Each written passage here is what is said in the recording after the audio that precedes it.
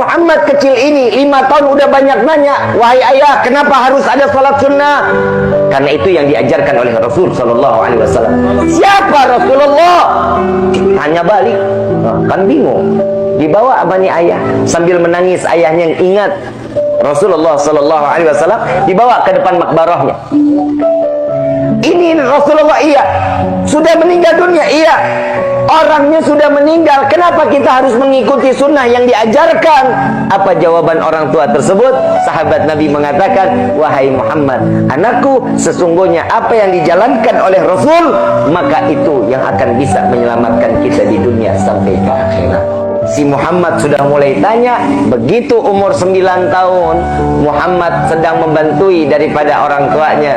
Begitu sedang bantuin, Muhammad gak dengar Bilal bin Rabah naik ke atas menara Masjid Nabawi saat itu, mengatakan, hayya alal jihad, hayya alal jihad. Si Muhammad kecil bangkit dari tempatnya yang tadinya sedang bantuin orang tuanya, bangkit dari tempat duduk. Dia ambil pedang, dia ambil panah, dia naik kuda, perisainya kegedean. Tahu kayak lonceng-lonceng. Badannya kecil, perisainya gede, helm udah sampai ke sini-sini. Di dalam riwayat tersebut sampai-sampai kalau dia turun dari kuda harus loncat. Turun dari kuda, loncat, berarti ini anak belum gede-gede banget. Umur 9 tahun, ada di barisan paling depan saat peperangan tersebut. Ditanya sama khalifah di saat itu, kalau nggak salah dalam riwayat ini Sayyidina Abdurrahman bin Auf. Khalifah saat itu tuh Sayyidina khalifah di dalam peperangan ya, Abdurrahman bin Auf. Saat itu ditanya, wahai sahabatku, anak siapa ini? Anak siapa? Dijawab, anak saya. Bapaknya ngelihat, ini anak saya, bawa pulang. Ini anak masih umur 9 tahun, belum pantas buat perang. Digendong sama bapaknya.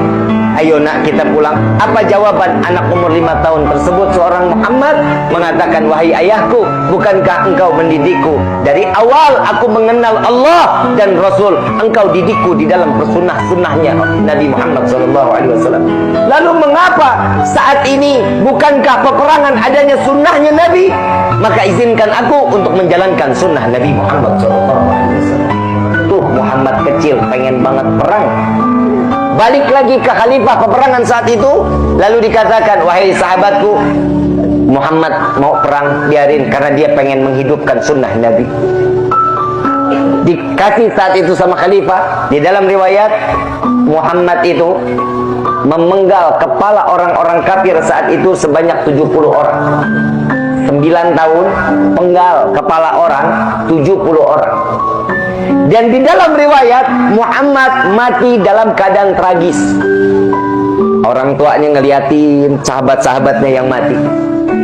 Begitu dilihat sahabat menangis, 1, 2, 3 menangis. Begitu lihat terakhir Muhammad, di dalam riwayat lagi, Muhammad ini tuncepan anak panahnya lebih dari 100 anak panah yang tertuncap ke dadanya.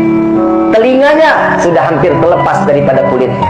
Kepalanya sudah terpisah dari badannya, sehingga tangannya tinggal kulitnya saja, tangannya sudah nggak tahu kemana.